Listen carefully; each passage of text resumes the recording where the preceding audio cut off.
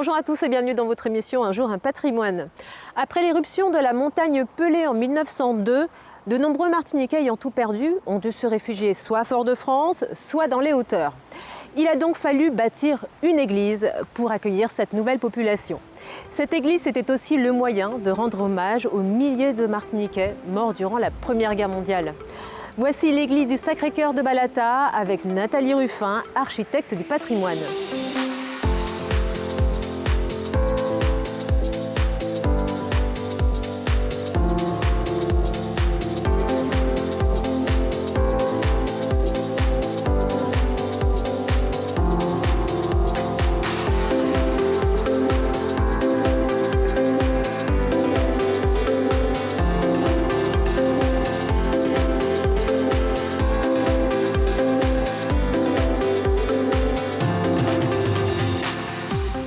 Bonjour Nathalie Ruffin. Bonjour Christine. Alors merci de nous accueillir ici à l'église de Balata.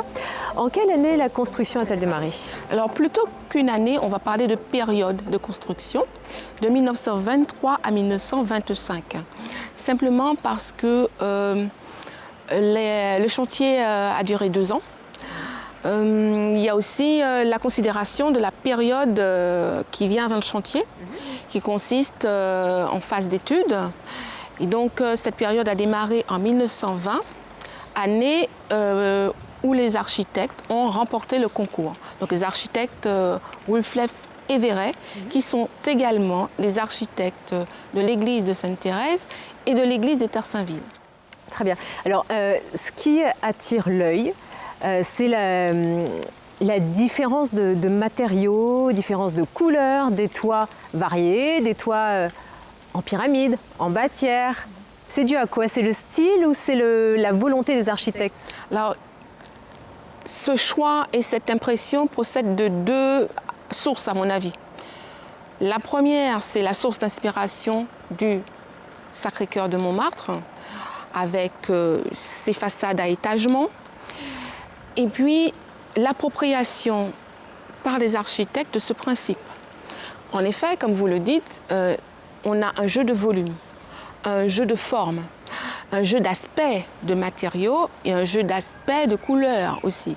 Les aspects chromatiques de l'andésite qui se confrontent au béton qui est lisse, à la tuile de Marseille, aux mosaïques du Dôme. Il faut imaginer également qu'anciennement, le béton était peint en ocre jaune. Donc imaginez un petit peu cet ocre jaune qui est en vis-à-vis avec l'andésite grise, la mosaïque brique verte, jaune.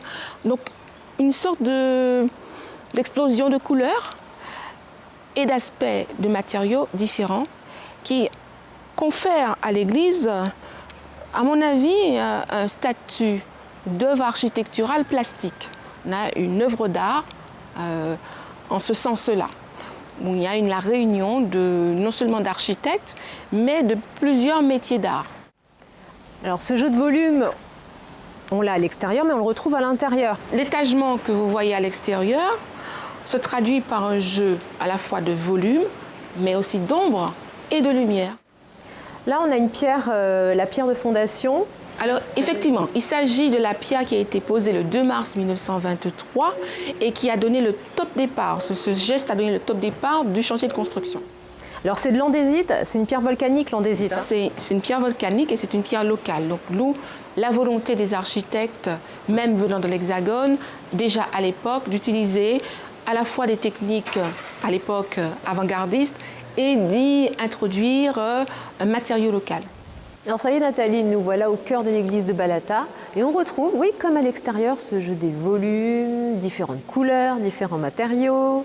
Tout à fait, on est bien dans le cœur liturgique et qui décline, comme vous dites, différents matériaux. Il y a les mosaïques qui répondent au programme des vitraux et notez le va-et-vient, le dialogue qui s'instaure entre les deux.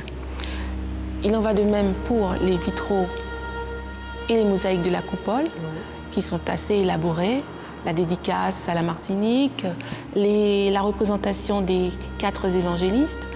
Donc on a ce puits de lumière qui est rehaussé par ce programme de mosaïque. Une œuvre plutôt complète, non seulement architecturale, mais aussi une œuvre plastique, en quelque sorte une œuvre d'art. Et on voit ça également jusque dans le narthex en fait. Qui est travaillé puisque l'attention portée à la ventilation transversale a utilisé un vocabulaire architectural toujours lié à la religion, donc avec les croix, le cercle, mais qui, au lieu d'avoir simplement quelque chose, un persiennage, on a travaillé la traversée de la ventilation. Alors, on s'en rend peut-être pas compte tout de suite en rentrant dans l'église de Balata, mais elle nécessite de sérieux travaux de rénovation. Vous pouvez nous en dire un peu plus? Oui, en effet.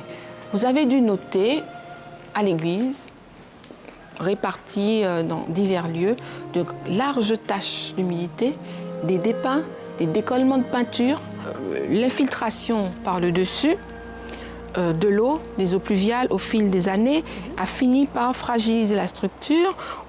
En plus de traverser le couvrement, elle a raviné, si vous voulez, à cœur le matériau structurel. Ce qui fait que dans les urgences, la première chose, c'est de protéger l'église de l'eau, donc la mettre hors d'eau. Et ensuite, une fois que cela sera fait, il faudra reprendre la structure.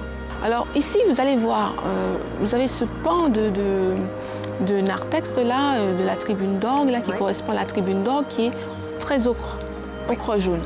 Alors, on imagine que c'est la teinte d'origine, délavée cependant, mais une teinte d'un ocre soutenu et non le beige délavé qu'on voit là. Et là, vous imaginez l'image globale, la présentation globale de l'église, cet ocre qui répond, auquel répondent les mosaïques jaunes, vertes, ocre rouge, les tuiles rouge brique qui confèrent à l'église le statut, à mon avis, d'œuvre unique. Voilà. Merci beaucoup Nathalie Ruffin pour cette visite. Merci à vous. L'église du Sacré-Cœur de Balata est un monument historique inscrit au patrimoine depuis novembre 2015. Voilà, c'est tout pour aujourd'hui. On se retrouve la semaine prochaine pour un nouveau numéro d'Un jour un patrimoine.